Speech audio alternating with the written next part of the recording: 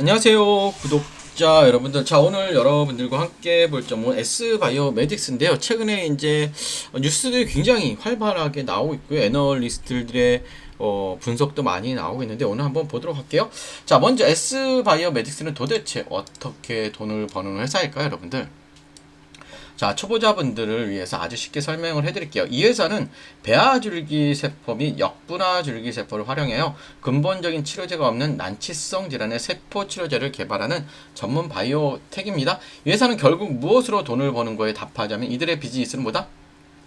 독보적인 원천 기술을 바탕으로 여러분들, 신약 라이선스 아웃입니다. 기술 수치입니다. 핵심 파이프라인은 두 가지로 압축됩니다. 첫째는 뇌질환의 난공불락으로 불리는 파킨슨병 치료제 TED-A9. 이게 제일 커요. 이 회사는. 그쵸? 죽어버린 도파민 신공세포를 배아줄기 세포로 직접 재창조해 뇌에 이식하는 혁신적인 치료제죠. 둘째는 중증 하지 허혈 치료제인 FEC, CCS 같은 성체줄기세포 기반의 혈관 재생 치료제입니다. 결국 S바이오메딕스는 단순한 기능성 화장품이나 일시적인 완화제를 파는 것이 아니라 전 세계 수백만 명의 파킨슨병 환자들이 먹는 도파민 약을 아예 끊을 수 있게 만드는, 즉 인류의 생명 연장과 삶의 질을 바꾸는 재생의학의 독점적 플랫폼 기술로 막대한 가치를 창출하는 기업이라고 보시면 돼요.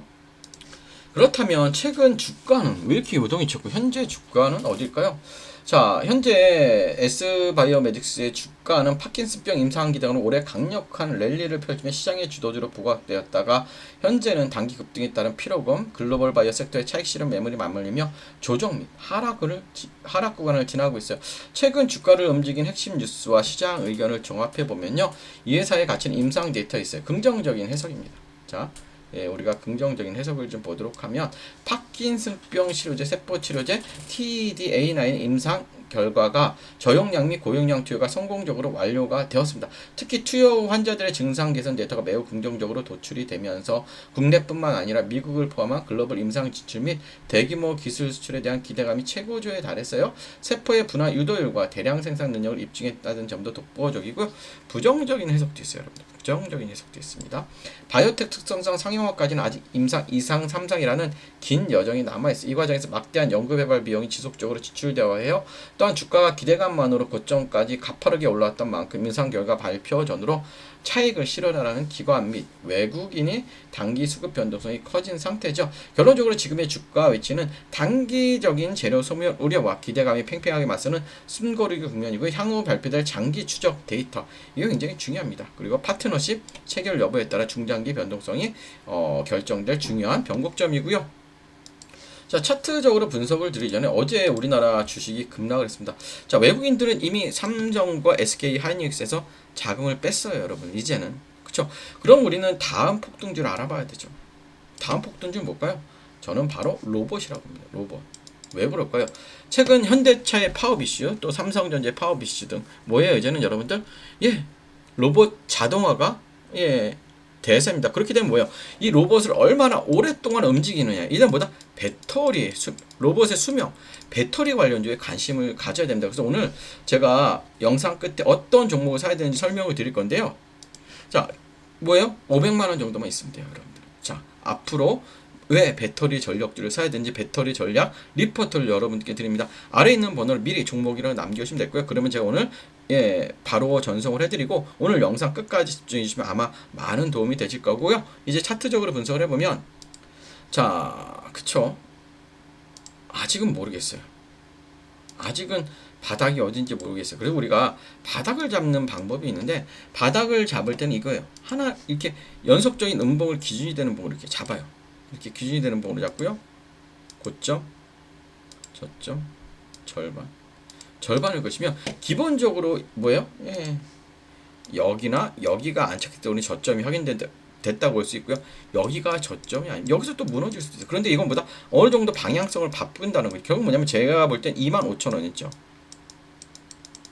25,000원 부분에 안착이 될 때 제가 볼 땐 엄청날 거예요, 여러분들. 이거 기억을 하시고, 지금은 조금 관망하셔. 이거 바닥 보니까 사야지보다는 조금 관망하시다 우리가 25,000원 됐을 때 직접 매수를 하시면 될 것 같고요. 여러분들 S바이오메딕스는 단순히 차트가 무너졌다 혹은 대박난다 라는 감정적인 말로 대응할 종목이 결코 아니죠.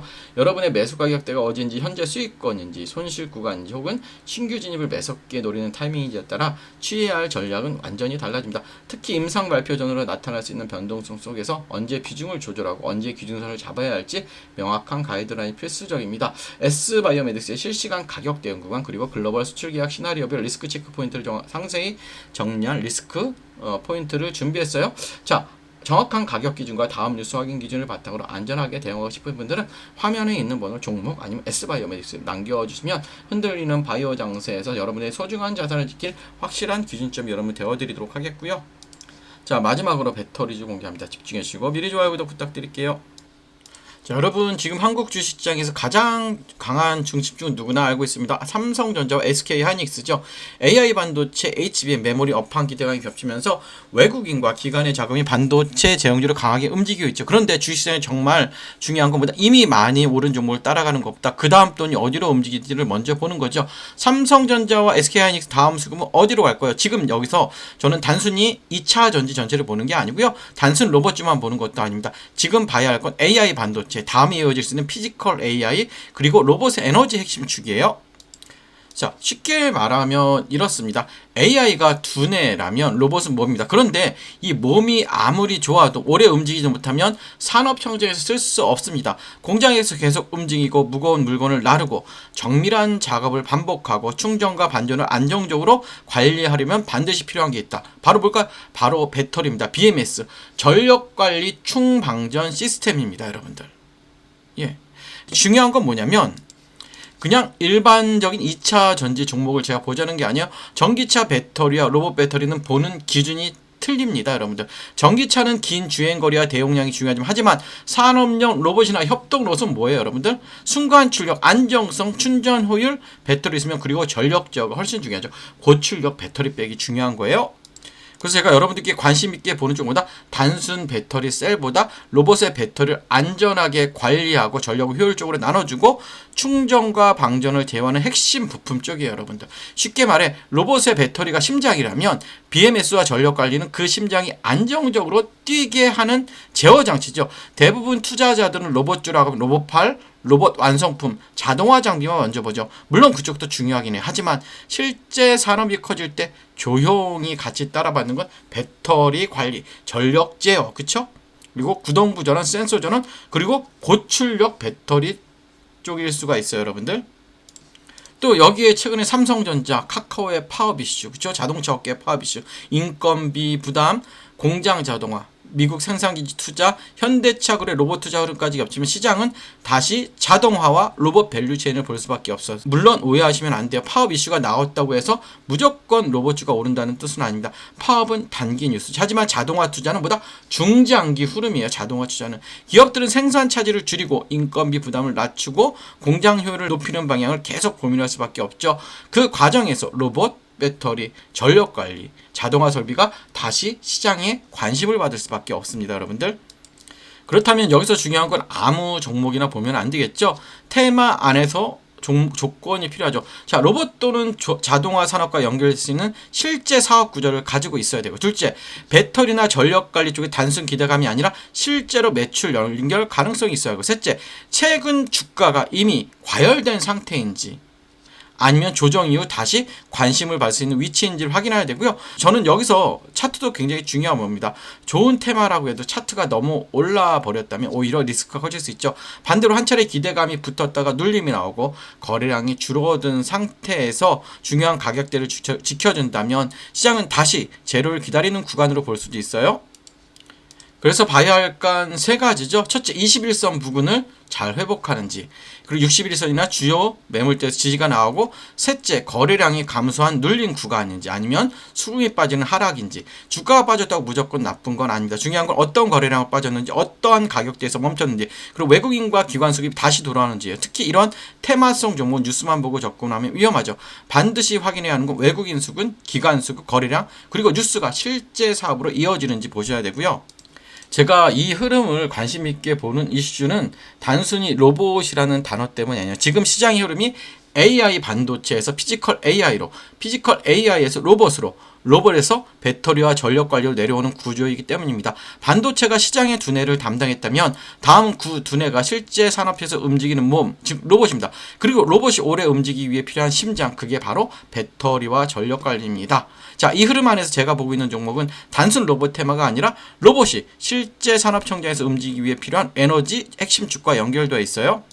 그래서 이 종목은요, 이름보다 현재 가격대와 수급 위치가 더 중요해요. 이미 관심을 받는 구간인지 아니면 시장이 아직 충분히 반영하지 않은 구간인지, 이게 굉장히 중요합니다. 정리하면 이래요. 지금 시장의 중심은 삼성전자, SK하이닉스예요. 하지만 시장은 항상 다음 수급을 찾죠. 반도체 다음 흐름을 볼 수 있는 건 피지컬 AI와 로봇입니다. 그리고 로봇 안에서도 사람들이 놓치기 쉬운 핵심 배터리, 전력관리, 중방전, 제어예요. 이쪽에서 여러분들 실제 사업 구조가 있고 돈이 나오는 종목을 사야 됩니다. 자, 제가 이 보고 있는 핵심 종목과 함께 현재 주가 위치, 중요한 지지 구간, 수급 체크 포인트 궁금하신 분들은 아래 번호로 종목이라고 문의 주시면 제가 바로 문자로 보내드리도록 하고요. 끝까지 시청해주셔서 감사하고 좋아요, 구독 부탁드릴게요.